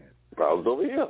That's what it's giving. Problems over here. Problems over here. I don't care what's going on in Israel, dog. You just read something that's like, are you serious? You know, like, so we got to get all of this stuff straight before I start. You know, I hear about it. Yes, it's news. Yes, but until I start, I can't focus on that because there's so many things right here that need that attention. That's their issues over here. They, we got our own, and until we get those straight, then we got to get it together, y'all. But you know what? I'm gonna tell y'all, man. It's Straight Talk with Dean and Mark, man. Monday nights, 7 p.m. Eastern Standard Time. Don't forget to catch our replays on the Skyhawk Radio Network tomorrow and Wednesday afternoon at 2 p.m. And if you miss those, then we do have replays on Radio Public, iHeartRadio, Google Podcasts, Spotify, Spreaker, TuneIn, Stitcher, Podbean, Apple Podcasts, Podchaser, Podcast Addict, Castbox, Podfollow, Deezer, GeoSavin, and right here on Blog Talk Radio, where we are part of the Level Podcast Network. You can catch shows like The Black Girl's Guide to Surviving Menopause, Chef Gang Radio Show, Funk from the Front Seat, Funk Music with Zach, Learning Unwrapped, Let's K-12 Better, Marketing with Russ, a.k.a. hashtag Russ Selfie, Mona Shake and the Minority Reports, Mullings, Music and Memories with Mark Nee, The Online Dinner Party with Mark Lee, the Plant a Good Seed Podcast, the Reinvention Road Trip, She's on Call, the Just Podcast, the Mark Lee Show, the Spinning Social Hour, Virginia Interfaith Live, and WNC Original Music. Now, like I always say, when you walk outside your front door, it's showtime in the world of your stage. Just make sure the people are not watching the rehearsal. And with that being said, the 6th man, Dave Geronimo, have an outstanding week, and we're going to see y'all in about 7 days. Looking forward to some more great guests. I'm actually talking to some people that are involved in social justice as well as some folks involved in the creative field. So hopefully we'll get one of them lined up, and they'll be here with us as well. So looking forward to that, and we'll be back with more exciting conversation next week. So definitely keep in tune and keep it going, and hopefully Dean will keep himself out of trouble. I'm going to try to keep myself out of trouble, and we'll be back in 7 days, not reporting on any trouble that we've been in, but on positive things that we've seen happening over the last couple of weeks or whatever. Peace. Peace.